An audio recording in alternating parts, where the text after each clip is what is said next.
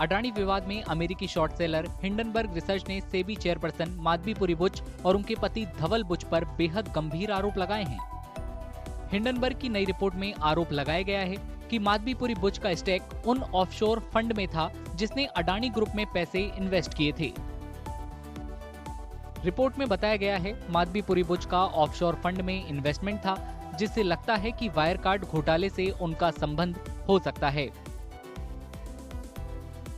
इसके अलावा ये भी दावा किया गया है कि 2022 में सेबी चीफ बनने से कुछ समय पहले माधवीपुरी बुच ने संभवतः जांच से बचने के लिए पति धवल बुच के साथ किए जॉइंट इन्वेस्टमेंट से खुद को अलग कर लिया था।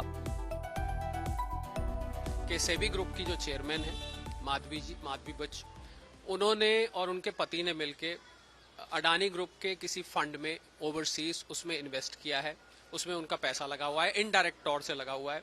और उन्होंने ये भी कहा कि सेबी ग्रुप से सेबी की चेयरमैन बनने के बाद वो अडानी से मिली थी। अब मुझे लगता है कि कोई भी एलिगेशन लगाने से पहले और जब दो पार्टीज के बीच में इस तरीके की बातचीत चल रही हो तो दोनों ही तरीके से हम कोई सब्सटेंस नहीं मान सकते हैं उसमें। ये नया विवाद जनवरी 2023 में हिंडनबर्ग की शुरुआती रिपोर्ट के 18 महीने बाद आया है, जिसमें उसने अडानी ग्रुप पर स्टॉक में हेराफेरी और अकाउंटिंग फ्रॉड का आरोप लगाया गया था, जिसे अडानी ग्रुप ने खारिज कर दिया था।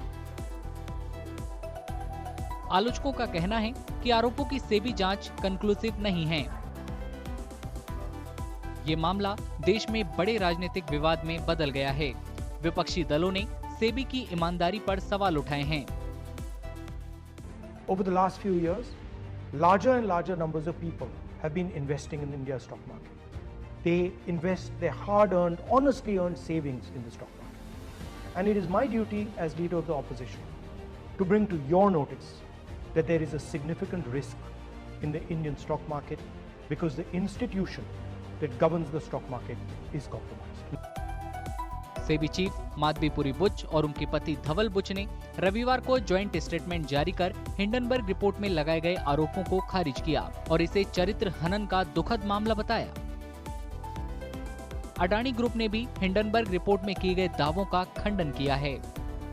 Hindenburg as an entity has no credibility at all.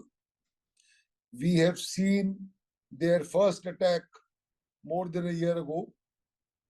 The idea is to create a sensation, create instability in the stock market, create a volatile situation, and then try and make a profit out of that by short selling, etc. And that is their avowed object. Supreme court ने जनवरी 2023 में सेबी की जांच पर भरोसा जताते हुए Adani group के खिलाफ लगाए गए आरोपों की सीबीआई या कोर्ट की निगरानी में जांच की मांग को खारिज कर दिया था। हालांकि हिंडनबर्ग की नई रिपोर्ट में फिर से सेबी की स्वतंत्रता को लेकर बहस शुरू कर दी है।